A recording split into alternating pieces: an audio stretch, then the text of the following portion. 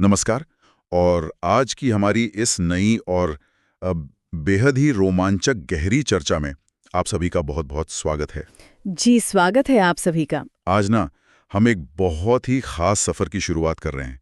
शुरुआत में ही मैं अपने सुनने वालों को एक बहुत बड़ी और रोमांचक खबर देना चाहता हूँ। बिल्कुल, और ये खबर वाकई में बहुत खास है। हाँ, तो बात यह है कि आज से हम लोग कक्षा 10 के नागरिक शास्त्र, मतलब जो हमारा क्लास 10 का सिविक्स है ना, उसकी पढ़ाई का सफ़र शुरू कर रहे हैं। ये बहुत ही शानदार पहल है। है ना? और मैं यहाँ एक बात बिल्कुल साफ कर दूं, ये चर्चा सिर्फ कोई सामान्य पढ़ाई या रटने वाली चीज नहीं है। बिल्कुल नहीं। ये असल में दुनिया और हमारे समाज के काम करने के तरीके को ना गहराई से समझने का एक बहुत बड़ा जरिया है। एकदम सही कहा आपने। अक्सर हम सिविक्स को सिर्फ सरकारी ढांचों या नियमों तक सीमित मान लेते हैं। हाँ, जबकि ऐसा है नहीं। बिल्कुल। जब हम इन स्रोतों का विश्लेषण करते हैं तो पता चलता है कि समाज फैसले कैसे लेता है और जब वो फैसले गलत होते हैं तो उसके क्या परिणाम निकलते हैं। बिल्कुल सही बात है। और इसीलिए इस रोमांचक चर्चा में आगे बढ़ने से पहले मेरी आप सभी सुनने वालों से एक बहुत ही दोस्ताना गुजारिश है। जी, वो क्या? आप जहां भी हमें सुन रहे हो ना, इस प्लेटफॉर्म को सब्सक्राइब जरूर कर लें। हाँ, ये बहुत जरूरी है। बिल्कुल। हमारा मिशन है कि कक्षा 10 के इस पूरे सफर का कोई भी जरूरी अध्याय या विश्लेषण आपसे छूटने ना पाए। तो अभी सब्सक्राइब बटन दबाइए और जुड़ जाइए हमारे साथ। तो चलिए आज के हमारे मुख्य विषय की तरफ बढ़ते हैं। हमारा आज का डीप डाइव मिशन है कक्षा 10 के सामाजिक विज्ञान का पहला पाठ, जो कि है सत्ता की साझेदारी। एग्जैक्टली जिसे हम अंग्रेजी में पावर शेयरिंग कहते हैं।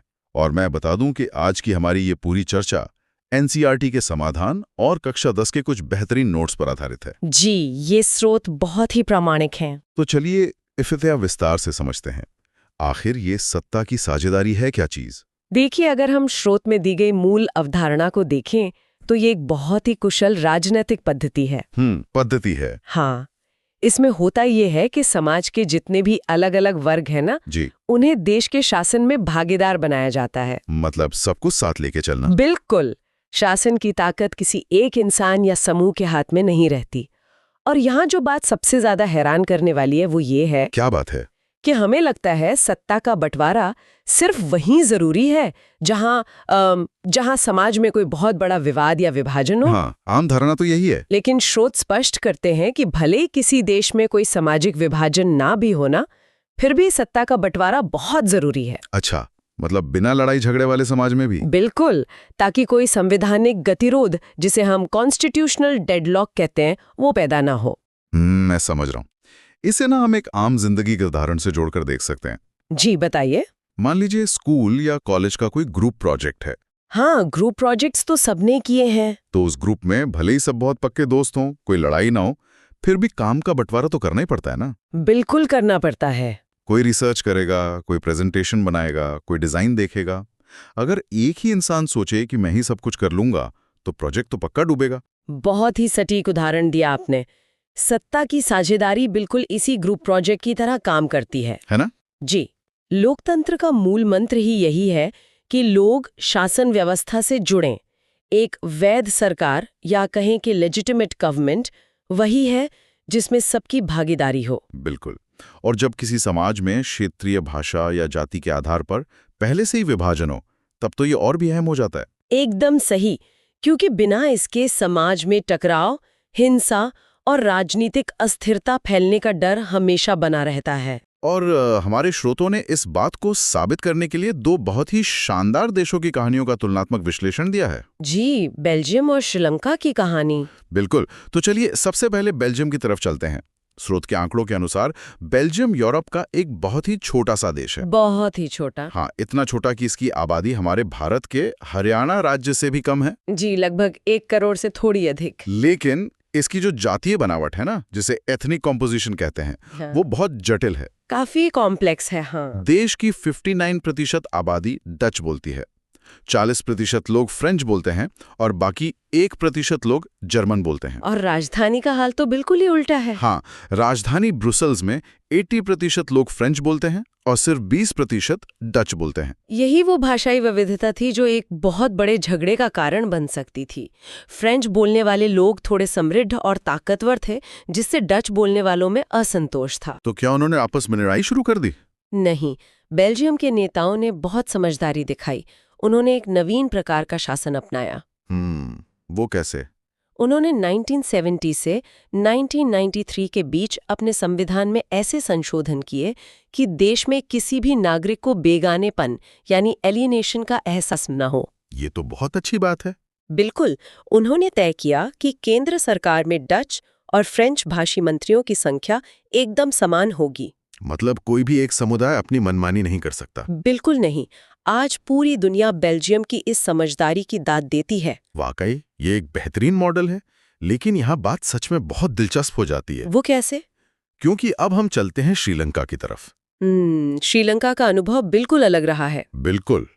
श्रीलंका भी हमारे भारत के दक्षिण में स्थित एक द्वीपीय देश है और इसकी आबादी भी लगभग हरियाणा की ही बराबर है, करीब 2 करोड़। जी। यहाँ 74% लोग सिंघली बोलने वाले हैं और 18% लोग तमिल बोलने वाले हैं। बाकी कुछ ईसाई और मुसलमान हैं। तो यहाँ बहुसंख्यक कौन हुए? सिंघली बोलने वाले। हाँ, स्पष्ट रूप से। तो अगर हम इसे बड़े नजरिए से जोड़कर देखें तो यहाँ हमें बहुसंख्यकवाद की अवधारणा देखने को मिलती है। बहुसंख्यकवाद मतलब मेजॉरिटेरियनिज्म। बिल्कुल। इसका मतलब होता है कि जो समुदाय बहुसंख्यक है वो अपने तरीके से देश पर शासन करने की कोशिश करता है और अल्पसंख्यकों की इच्छाओं को पूरी तरह अनदेखा कर देता है। तो श्रीलंका में भी यही हुआ? स्रोत के आधार पर देखें तो हाँ, आजादी के बाद बहुसंख्यक सिंघली समुदाय ने अपने फैसले दूसरों पर थोपने की कोशिश की। 1956 में उन्होंने कानून भी पास किया था ना? जी, जिसके तहत तमिल को दरकिनार करके सिर्फ सिंघली को राजभाषा बना दिया गया। और इसका नतीजा क्या निकला? कारण वहां तमिलों में बेगानेपन का एहसास पनपा और अंततः वहां एक भयंकर गृह युद्ध यानी सिविल वॉर शुरू हो गया, जो कि बहुत ही दुखद है। और मैं यहाँ हमारे सुनने वालों को स्पष्ट कर दूं कि हम यहाँ श्रीलंका की स्थिति को केवल हमारे स्रोत में दी गई ऐतिहासिक और तथ्यात्मक जानकारी के रूप में पेश कर रहे हैं। बिल्कुल, इसमें हमारा कोई राजनीतिक पक्षपात नहीं है। हम सिर्फ तथ्यों का विश्लेषण कर रहे हैं। जी, तो तथ्य यही बताते हैं कि इस गृह युद्ध के कारण वहां आज तक पूरी तरह से शांति स्थापित नहीं हो पाई है। यही होता है जब आप सत्ता की साझेदारी से इनकार करते हैं। तो फिर एक बहुत ही बुनियादी सवाल उठता है। बताइए। आज के समय में हमारे आधुनिक लोकतंत्रों में सत्ता का बंटवारा आखिर कैसे होता है? इसके तरीके क्या हैं? स्रोत में इसके 4 मुख्य तरीके बताए गए हैं, जिनका हम विस्तार से विश्लेषण कर सकते हैं। तो चलिए एक एक करके समझते हैं। पहला तरीका क्या है? पहला है सत्ता का क्षैतिज वितरण, जिसे हम हॉरिजॉन्टल डिस्ट्रीब्यूशन कहते हैं। क्षैतिज वितरण मतलब एक ही लेवल पर शक्तियों को बांटना। बिल्कुल। सरकार के 3 अंगों के बीच विधायिका, कार्यपालिका और न्यायपालिका। लेजिस्लेचर, एग्जीक्यूटिव और जुडिशरी। एकदम सही। अगर हम भारत के संविधान का उदाहरण लें तो यहाँ कानून बनाने का काम विधायिका का है, उसे लागू करने का काम कार्यपालिका का है। और न्यायपालिका ये देखती है कि सब कुछ संविधान के हिसाब से हो रहा है या नहीं। जी, और ये तीनों अंग एक दूसरे पर नियंत्रण रखते हैं ताकि कोई भी अपनी शक्तियों का गलत इस्तेमाल ना कर सके। इसे चेक एंड बैलेंस भी कहते हैं ना? बिल्कुल कहते हैं। बहुत बढ़िया। अब दूसरे तरीके पर आते हैं। दूसरा तरीका क्या है? दूसरा है ऊर्ध्वाधर वितरण यानी वर्टिकल डिस्ट्रीब्यूशन। मतलब ऊपर से नीचे की तरफ। हाँ, सरकार के विभिन्न स्तरों के बीच सत्ता का बंटवारा।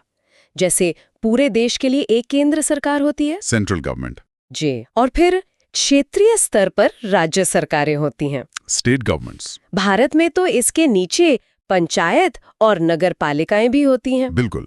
इसे संघीय व्यवस्था या फेडरलिज्म भी कहा जाता है। इसमें हर स्तर की सरकार के अधिकार संविधान में साफ साफ लिखे होते हैं। ये तो बहुत जरूरी है, खासकर भारत जैसे बड़े देश के लिए। एकदम सही। अब तीसरे तरीके की बात करते हैं। जी, तीसरा तरीका क्या है? तीसरा है सामाजिक समूहों के बीच सत्ता का बंटवारा। मतलब अलग अलग समुदायों के बीच। हाँ, जैसे भाषा और धार्मिक समूहों के बीच। इसका सबसे बेहतरीन उदाहरण बेल्जियम की सामुदायिक सरकार है, जिसके बारे में हमने अभी बात की थी। ओहो, कम्युनिटी गवर्नमेंट। जहां हर भाषा बोलने वाले अपनी शिक्षा और संस्कृति के लिए खुद फैसले ले सकते हैं। बिल्कुल, भारत में भी महिलाओं और कमजोर वर्गों के लिए जो आरक्षित चुनाव क्षेत्र होते हैं वो भी इसी का एक रूप है। ताकि कोई भी समुदाय खुद को शासन से अलग थलग महसूस ना करे। बिल्कुल। और अब आखिरी और चौथा तरीका, वो क्या है? राजनीतिक दलों और दबाव समूहों के बीच सत्ता की साझेदारी। पॉलिटिकल पार्टीज और प्रेशर ग्रुप्स, ये कैसे काम करता है? देखिए, लोकतंत्र में अलग अलग पार्टियां चुनाव लड़ती हैं। हाँ। कभी कभी किसी एक पार्टी को बहुमत नहीं मिलता। हाँ, तो फिर वो गठबंधन सरकार बनाते हैं, कोलिशन गवर्नमेंट। एग्जैक्टली। उसमें कई पार्टियां मिलकर सत्ता साझा करती हैं।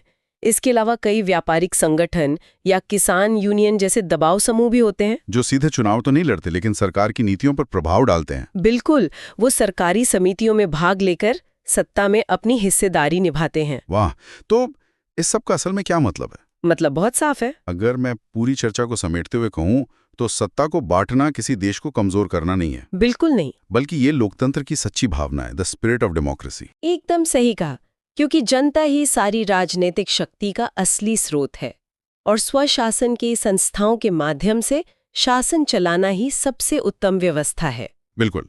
और मैं अपने सुनने वालों को याद दिलाना चाहूंगा कि ये सारी जानकारी जो आज हमने डिस्कस की है ना, ये सिर्फ आपकी परीक्षा के लिए नहीं है जी, बल्कि हमारे आसपास की दुनिया, राजनीतिक हलचलों और हमारे खुद के अधिकारों को गहराई से समझने के लिए बेहद जरूरी है। बिल्कुल। और इससे एक बहुत ही महत्वपूर्ण सवाल खड़ा होता है। क्या सवाल? हमारे सुनने वालों के लिए सोचने का एक विषय है, अगर बहुसंख्यकवाद श्रीलंका जैसे खूबसूरत और शांत दिखने वाले देश में इतना बड़ा संकट और गृह युद्ध ला सकता है, तो आज के दौर में जब दुनिया भर में अलग अलग समुदाय अपनी आवाज उठाने की कोशिश कर रहे हैं, तो आधुनिक लोकतंत्रों को सत्ता की साझेदारी के मामले में और कितना सतर्क रहने की आवश्यकता है? ये सच में बहुत ही गहरा सवाल है और मैं चाहूंगा कि हमारे श्रोता इस विचार पर खुद से चिंतन करें। बिल्कुल, इस पर सोचना बहुत जरूरी है। तो इसी विचार के साथ हम आज की इस ज्ञानवर्धक चर्चा को यहीं समाप्त करते हैं। जी। जाने से पहले मैं एक बार फिर पूरे उत्साह के साथ आपको याद दिला दूं, हमारे चैनल को सब्सक्राइब जरूर करें। हाँ, ताकि अगली चर्चा आपसे मिस ना हो। बिल्कुल। कक्षा 10 के सिविक्स की इस रोमांचक सीरीज का अगला पार्ट बहुत जल्द आने वाला है। तब तक के लिए सुनते रहें, सीखते रहें। धन्यवाद। अलविदा।